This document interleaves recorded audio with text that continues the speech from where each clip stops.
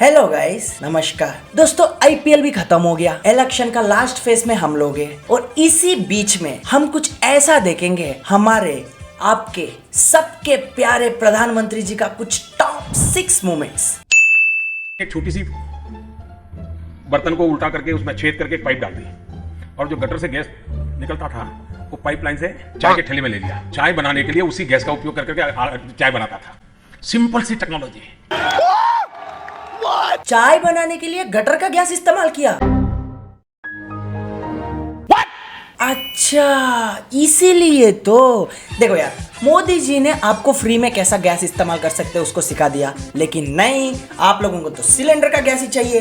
इसीलिए मोदी जी ने 1000 रुपया बना दिया सिलेंडर का। मजदूरी कर रहा, मुंह से सुपारी निकाल के बात कर रहे बाबा।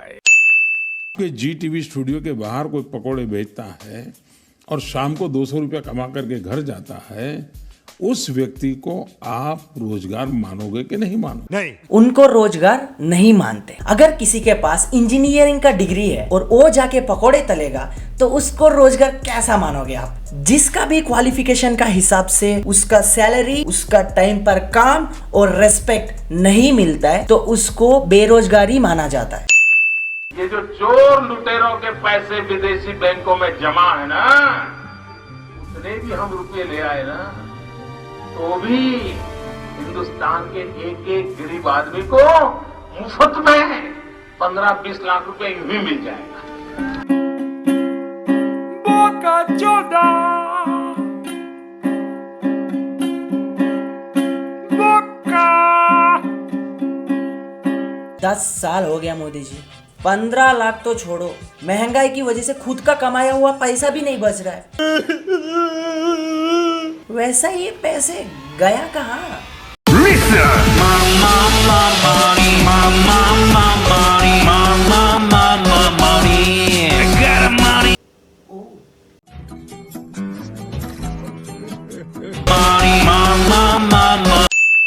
लेकिन मैंने कहा इतने क्लाउड है, बारिश हो रही है, तो एक बेनिफिट है कि हम राडार से बच सकते हैं।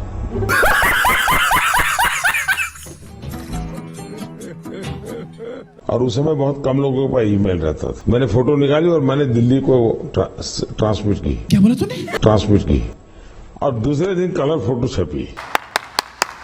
झूठ झूठ झूठ, कितना कॉन्फिडेंस में झूठ बोलते हो भाई साहब। मोदी जी आप मानो, 88 में आपने मेल किया था। मोदी जी इंडिया में 95 में आया था इंटरनेट, मतलब इंटरनेट आने से पहले ही आप।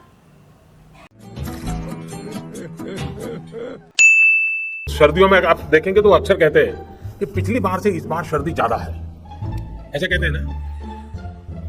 एक्चुअली सर्दी ज्यादा नहीं है, उनकी उम्र बढ़ने के कारण उनकी सहने की शक्ति कम हो गई है। वैसे ही ये क्लाइमेट चेंज नहीं हुआ है, हम चेंज हो गए हैं। लो, हम ही चेंज हो गए भाई साहब। कौन लिखता है रे मोदी जी का स्क्रिप्ट? मोदी जी का हिसाब से क्लाइमेट चेंज नहीं हो रहा है, ये 70, 80, 90 साल बूढ़े लोगों की वजह से हमको ऐसा फील हो रहा है। ये मोदी जी कह रहे। चला जा बहुत। भारत की आजादी के 75 वर्ष होंगे, डायमंड जुबली का समय आएगा। क्या समय की मांग नहीं है कि हम अटल जी के उस सोच को और एक नया रंग रूप देकर के बुलेट ट्रेन का डायमंड चतुष्क तैयार करें? और जब देश 75 साल गोल्डन जुबली मुंह से सुपारी निकाल के बात कर रहे बाबा। डायमंड जुबली मनाता हो, तब देश को बुलेट ट्रेन से कम 4 दिशाओं में जाने का काम हम खड़ा करते हैं। आप देखिए, दुनिया नए सिरे से हिंदुस्तान को देखने लगेगी। 75 साल तो चला गया मोदी जी, लेकिन बुलेट ट्रेन तो कहीं नहीं दिख रहा। ना तो रेलवेज की सेफ्टी में इंप्रूवमेंट हुआ है, ना ही आपका ध्यान उसमें बढ़ा है। 1 kg 2 kg गालियां खाता हूं। देश का सबसे बड़ा ट्रेन एक्सीडेंट भी गोल्डन जुबली के बाद ही हुआ है। इसका मतलब झूठ बोलो, बार बार झूठ बोलो, जो भी बोल सकते हैं सब झूठ बोलो। Thank you so much for watching this video guys. Modi ji का जो रिएक्ट किया उसका पार्ट 2 के लिए प्लीज कमेंट में बता दीजिएगा। जय हिंद, वंदे मातरम।